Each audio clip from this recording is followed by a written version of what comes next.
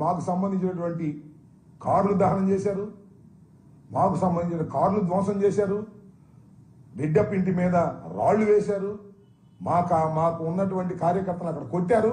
చివరికి తీస్తే కథ ఏంటంటే పుంగనూరులో ఈ సంఘటనలో మిథున్ రెడ్డి మీద, రెడ్డప్ప మీద, ఇంకా 60 మంది మీద 307 కేసు పెట్టారు. తిరిగి మా మీద ఏమిటి అన్యాయం? లాండ్ ఆర్డర్ ఉండట పోయినట్ట ఒకసారి ఆలోచన చెప్పని మనం చేస్తున్నాం. ఎంత దుర్మార్గం అంటే ఇంకొక విషయాన్ని ఈ సందర్భంగా చెప్పాలి మేము మీకు. ఇవాళ నారా చంద్రబాబు నాయుడు గారు కూడా మాట్లాడారు. మాట్లాడుతూ ఏమన్నారంటే, సరే ఆయన సహజంగా మాటలు కోటలు దాటుతాయి. ఏమంటారంటే శాంతి భద్రతల విషయంలో రాజీ లేదు, పోలీసులు కఠినంగా వ్యవహరించాలి, తెలుగుదేశం కార్యకర్తలు తప్పు చేసినా ఉపేక్షించవద్దని స్పష్టం చేశారు. తెలుగుదేశం కార్యకర్తలు తప్పు చేసినా ఉపేక్షించవద్దు అని పేపర్లో చెప్తాడు, కానీ మా మీద కేసులు పెడతారు. తెలుగుదేశం కార్యకర్తలు రాళ్లు వేస్తే వాళ్ళ మీద కేసులు పెట్టరు, వేళ్ళు తగలేస్తే దాని మీద కేసులు పెట్టరు. ఇంకో మాట మాట్లాడేది ఇక్కడ వినాలి మీరు. హోంమంత్రి అనిత మరింత చురుగ్గా పనిచేయాలి. ఇది చంద్రబాబు నాయుడు గారు అన్నమాట, ముఖ్యమంత్రి గారు అన్నమాట. హోంమంత్రి అనిత గారు చురుగ్గా పనిచేయాలి అంటే ఏంటి దాని అర్థం? హోంమంత్రి అనిత గారు, వంగలపూడి అనిత గారు చురుగ్గా పనిచేయటం లేదు అంటే ఒక మాట చెప్పాలంటే పని చేయటం లేదు.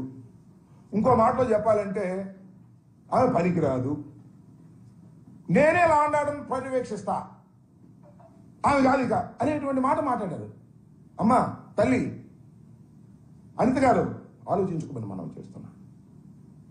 నీ మీద ఆరోపణ చేస్తున్నారు వాళ్ళు, నువ్వు సరిగ్గా పని చేయటం లేదనేటువంటి భావనతో మాట్లాడుతున్నారు. అందువల్లనే కానీ వాళ్ళ తెలుగుదేశం ఆఫీసులో చంద్రబాబు నాయుడు గారు నన్ను చురుగ్గా పనిచేయట్లేదని అన్నాడు, అందువల్ల గట్టిగా చురుగ్గా మాట్లాడాలని ఇవాళ తెలుగుదేశం ఆఫీసులో ప్రెస్ మీట్ పెట్టి జగన్మోహన్ రెడ్డి గారిని, వైసీపీని చాలా ఇష్టం వచ్చినట్టుగా మాట్లాడే కార్యక్రమం చేశారు. ఏమంటది? పులివెందుల ఎమ్మెల్యే అంటే మాజీ ముఖ్యమంత్రి అనడం ఇష్టం లేదు ఆమెకి. పులివెందుల ఎమ్మెల్యే నువ్వు మా మీద ఆరోపణ చేస్తావా? 36 హత్యలు జరిగాయని చెప్తావా? మరి అదిగా హత్యల లిస్ట్ నాకు, లేకపోతే నీ మీద కేసు పెడతా అంటే 36 రాజకీయ హత్యలు ఈ 45 రోజుల్లో జరిగాయి అంటే అది తప్పట. జగన్మోహన్ రెడ్డి గారి మీద కూడా కేసు పెడతారంట. పెట్టమ్మా, నీకు ఆ పవర్స్ ఉంటే పెట్టు తల్లి, కాదని మేము అంటలేదే.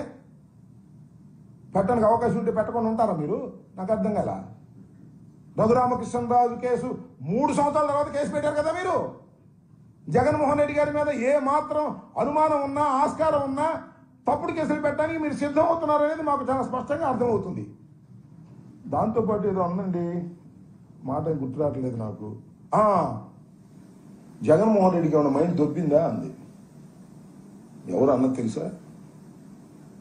హోంమంత్రి గారు, మహిళా హోంమంత్రి గారు. జగన్మోహన్ రెడ్డి గారికి మైండ్ దొబ్బిందా అనే మాట మాట్లాడుతున్నామంటే తల్లి ఏం చెప్పాలి? ఈ రాష్ట్రంలో ఇంకా లాండ్ ఆర్డర్ను కాపాడేటటువంటి పరిస్థితి నీ దగ్గర ఉందని మేము నమ్మాలా? ఎవరికి మైండ్ దొబ్బింది? నువ్వు సరిగ్గా పని చేయటం లేదు అన్న చంద్రబాబు గారికా? లేదు.